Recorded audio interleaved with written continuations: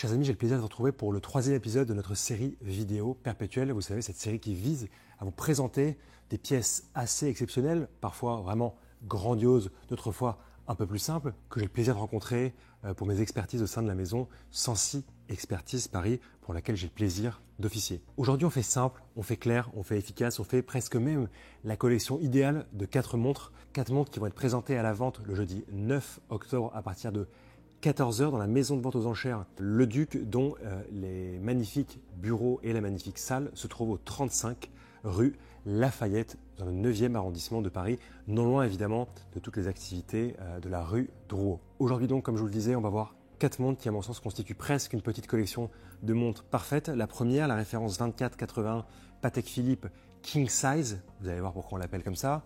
La deuxième, une Vacheron Constantin Renaissance, qui fait partie des montres un peu historiques, les historiques même, de Vacheron Constantin en platine.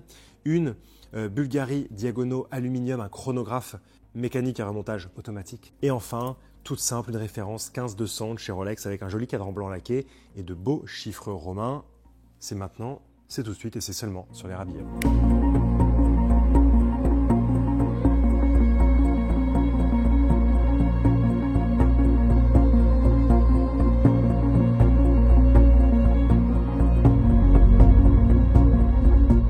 La référence Patek Philippe 2481 pour la première fois, ce qui nous surprend, c'est normal pour une Patek Philippe des années 50, c'est évidemment sa taille. On la surnomme, si je puis dire, King Size, comme d'autres choses de la vie courante, si je puis dire.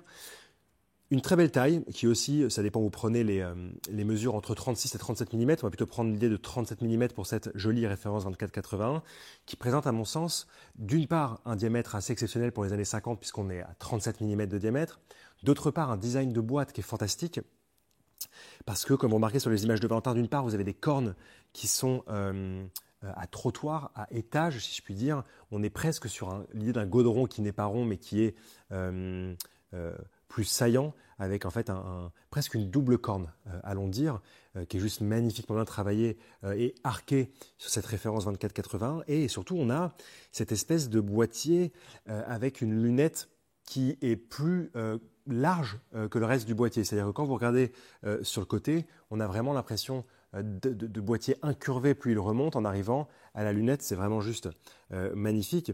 Après, sur le cadran, évidemment, on a typiquement du Patek Philippe, je veux dire, un cadran argenté qui utilise la technique du gravé émaillé, qui était quelque chose qui était propre aux fabricants de cadrans Stern. Stern, qui, vous le savez, par la suite sera racheté par Patek Philippe. Cette technique du gravé émaillé, c'est qu'on va venir en fait d'abord graver le cadran, donc faire du volume Patek Philippe, on va le graver sur le cadran. Et ensuite, on va venir mettre de l'émail qu'on va faire chauffer.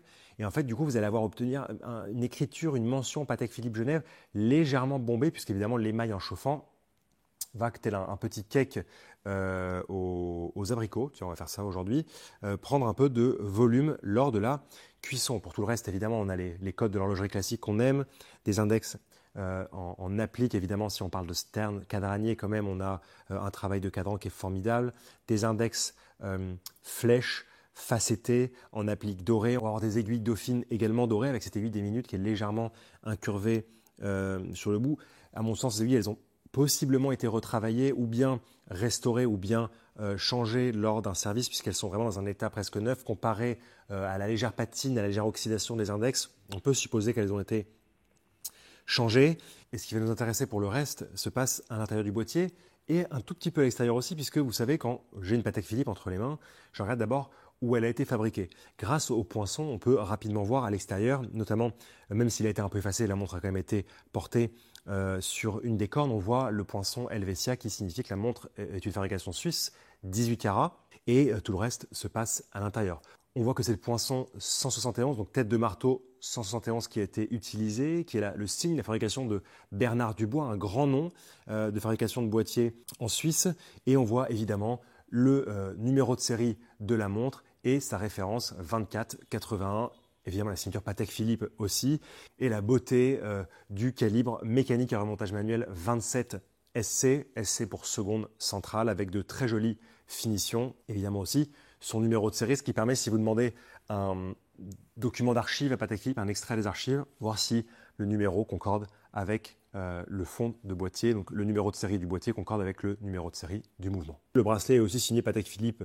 Je ne dirais pas que c'est le bracelet d'origine, puisque je pense qu'un bracelet des années 50, fin des années 50 pour cette montre, aurait été bien plus détérioré. Ça finalement c'est normal, c'est un peu comme les plaquettes de frein d'une voiture ou d'une moto, et comme le verre d'une montre, ça se change et ce n'est absolument pas grave, ça ne va pas influencer la valeur fondamentale de la montre. Voilà, vous savez presque tout sur cette référence 2481 qui est appelée King Size, qui est vraiment une référence assez importante chez Patek Philippe, dont la production a commencé au début des années 50, s'est terminée dans les années 60. Elle a surtout existé sous une multitude de formes avec des cadrans à secteur, avec des chiffres romains, des cadrans avec délicieux travail d'émaillé cloisonné, où on va comme ça avec des fils d'or délimités, des dessins, et ensuite remplir des mots de couleurs différentes, chauffés. Ça donne juste des cadrans qui sont absolument sublimes, qui étaient aussi évidemment faits par Stern frères, même des commandes spéciales pour les différentes royautés d'Arabie Saoudite. Bref, beaucoup de pièces spéciales sous cette référence.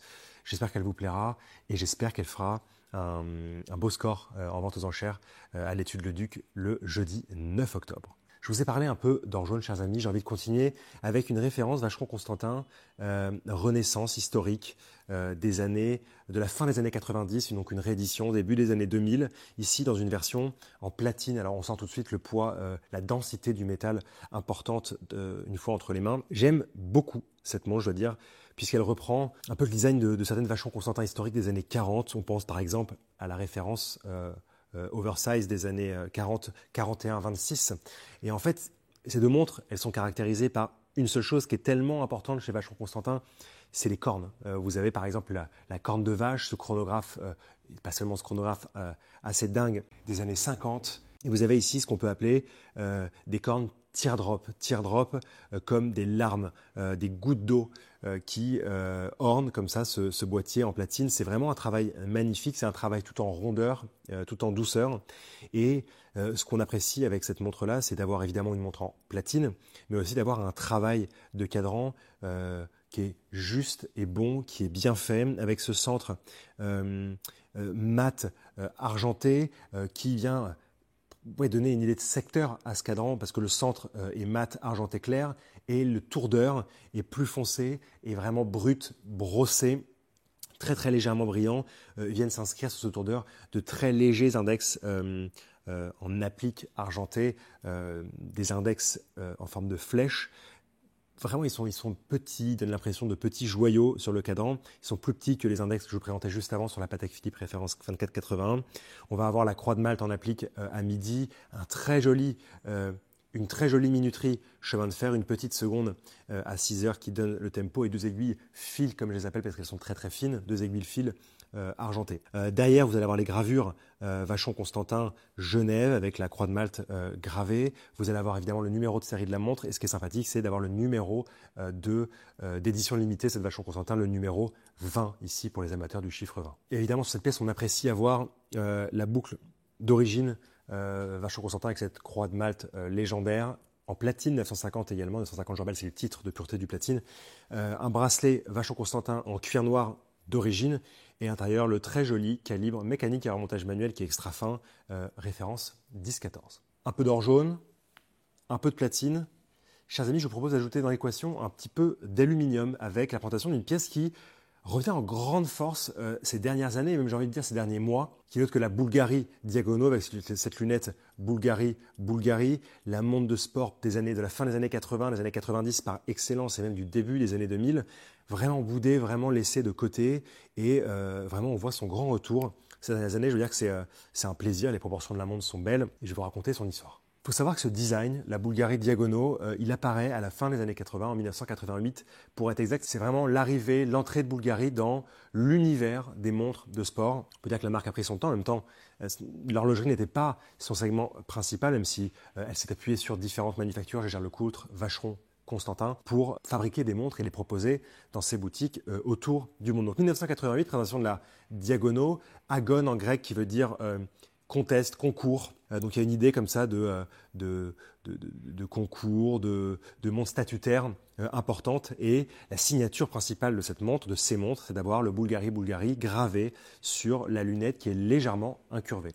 Ensuite, pour continuer un petit peu cette histoire de la Bulgari Diagono, en 1994, vous avez la présentation des premières Bulgari Diagono Scuba, la montre de plongée étanche à 200 mètres, signée Bulgari, qui va aussi marquer en son temps les productions de la marque. Il faudra attendre la fin des années 90 et plus exactement l'année 1998 pour voir la présentation des Bulgari Aluminium. Une signature qui, comme son nom l'indique, a amené l'aluminium, la matière, le métal pour fabriquer les boîtiers de ces Bulgari. Bulgari va remettre finalement au goût du jour l'aluminium sur une montre bracelet, mais techniquement, si on parle d'histoire, on voit l'aluminium apparaître sur certaines montres de poche, en particulier on pense à Vacheron et Constantin dans les années 30 et dans les années 40, et de mémoire, cela était né de la rencontre entre une société industrielle, une grosse société de production d'aluminium, et Vacheron et Constantin qui avaient produit des montres pour les équipes de cette industrie, comme ça se faisait beaucoup à l'époque, pour des personnages du management de cette entreprise qui avaient été gravés au dos et les montres étaient en aluminium. L'aluminium, ça donne quelque chose d'assez incroyable. Déjà, on a une forme de légèreté impressionnante et on a également une teinte qui est très vive, qui est pleine d'énergie, qui est presque électrisante et je dois avouer que c'est fort sympathique d'avoir un boîtier en aluminium. Pour trouver des inserts en aluminium aussi sur le bracelet de la montre qui est en caoutchouc, tout comme la lunette.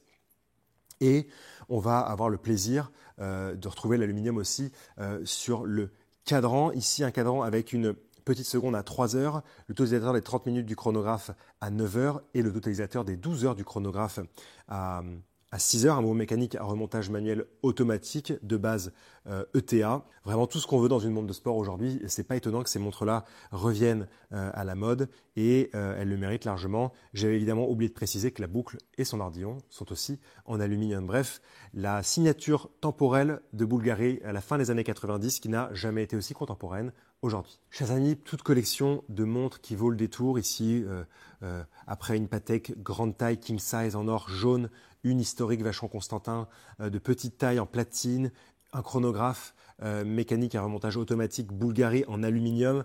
J'avais envie de vous mettre une petite référence 15200 de chez Rolex. Alors, la référence 15200, elle apparaît comme la Bulgari d'ailleurs Diagono à la fin des années 80, en 1988 de mémoire, et elle vient apporter des changements assez mineurs par rapport à son prédécesseur, et notamment l'introduction du calibre 31-35 qui vient remplacer le calibre 30-35.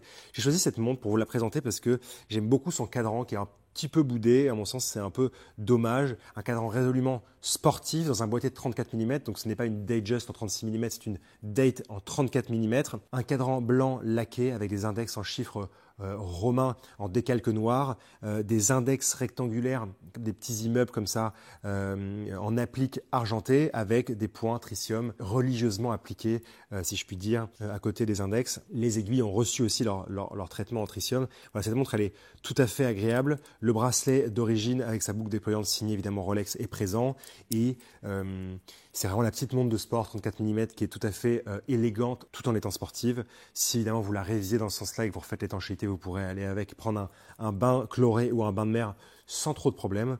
Vraiment, c'est une pièce qui, à mon sens, devrait être dans toutes les collections de montres par sa simplicité et, on peut le dire, sa beauté. Un peu froide, mais sa beauté. Dans la famille de référence 15200, vous allez avoir beaucoup de déclinaisons. Vous allez avoir des lunettes avec différents motifs. Vous savez, j'avais fait un article il y a quelques années sur le magazine L'Air Habilleur où je parlais de l'optique de la couronne. Évidemment, l'optique, les lunettes, vous avez vu, j'avais beaucoup d'humour à l'époque. J'ai toujours évidemment un très très bel humour quand il s'agit de parler d'horlogerie.